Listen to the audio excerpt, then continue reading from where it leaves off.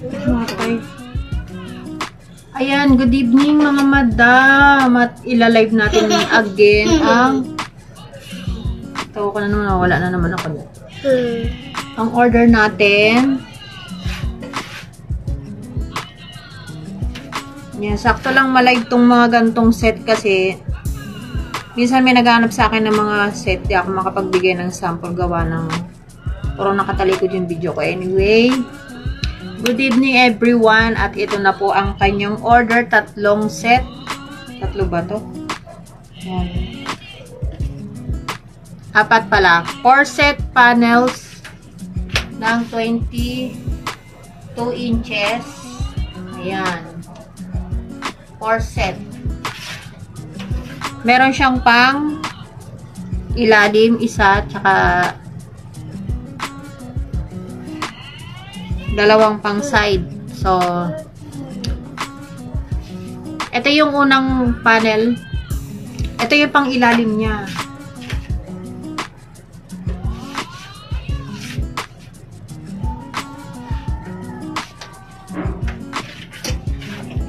Hindi ko maayos yung ano ng ano ko. Hindi makatay ligod ko sa camera. Batang makulit. Ito yung isang set niya. Ang panel. Sabihin ko na yun, guys.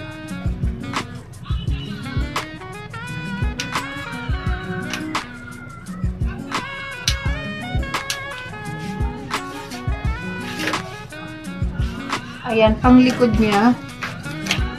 Ano ba, day?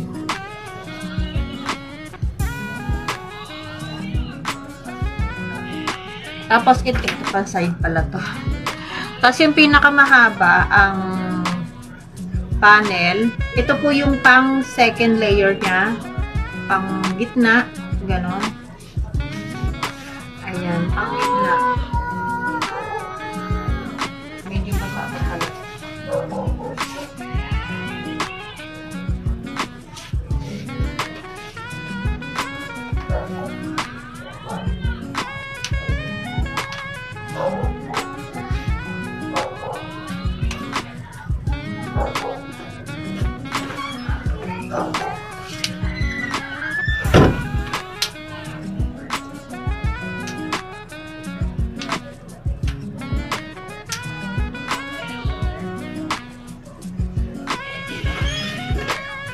Ayan, ito yung panggitna niya.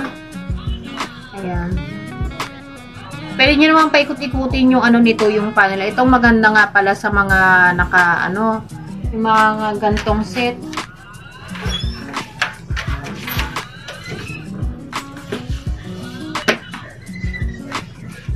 Pwede mong ilagay kung saan mo gusto yung ibang panel na kasama niya.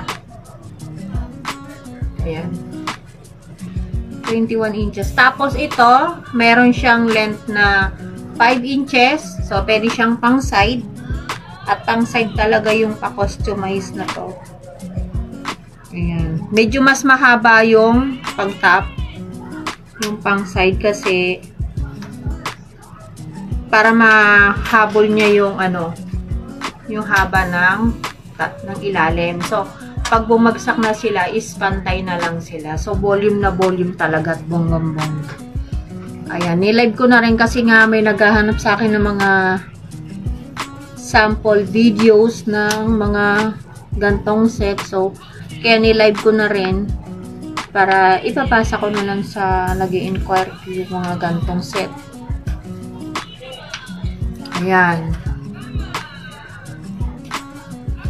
21 inches.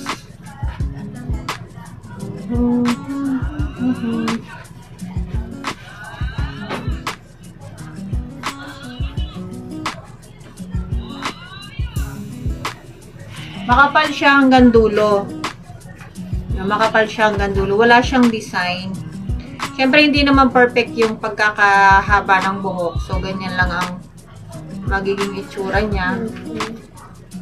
Ang order niya 300 kaso wala tayong available na straight na buhok. So, 200 muna yung papadala natin sa kanya. Ayan. Kukulayan na rin niya.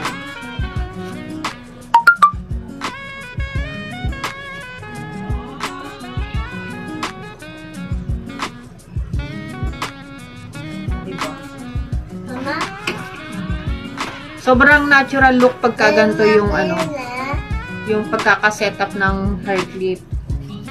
Ayan, kasi naghahabulan yung length. Oo, maya.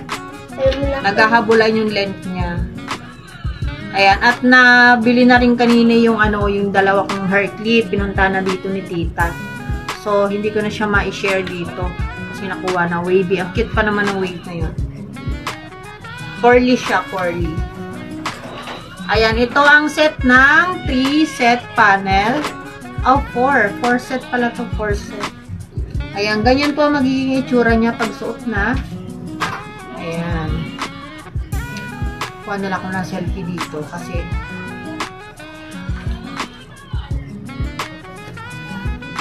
hindi ko ma-screenshot. Ayan, ganyan ang itsura niya.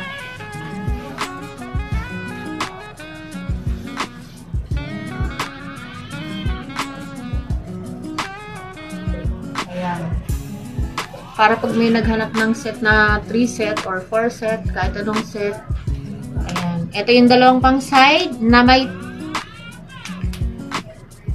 5 inches. Tag 5 inches po yan. Pwede siya sa ilalim, pwede siya sa ibabaw. Mas maganda rin. Maganda rin naman yung gantong set, pero mas recommended ko yung 1 panel lang. Kasi easy to wear yun. Ito kasi, syempre, pagka ano, may time na gusto mo, dito lang sa harap yung makapal, volume lang, or manipis lang gusto mo. Kaya mas maganda na rin yung set na gusto nila. Ayan. Tapos ito yung pinaka-last na, ay ano yung panggitna. Medyo mahaba siya. So, meron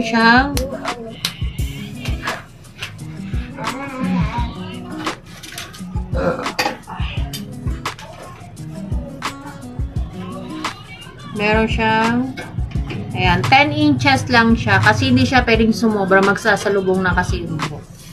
Alright, tapos itong pinaka-last is 6 inches. Ayan. So, meron siyang 4 panel. Ayan. Ito yung ating pagkaka-weft. Ayan. Kung anong pinakitang sample, yun po ang darating. Ayan. Gantong-ganto kasi yung sinent niya sa akin. Kaya, hindi ko na rin siya nilagyan ng tela para kagaya-kagaya ng gusto niya. Okay? Ayan. Para maipasa ko na lang din sa kanya to at makita niya yung hair niya. Ayan.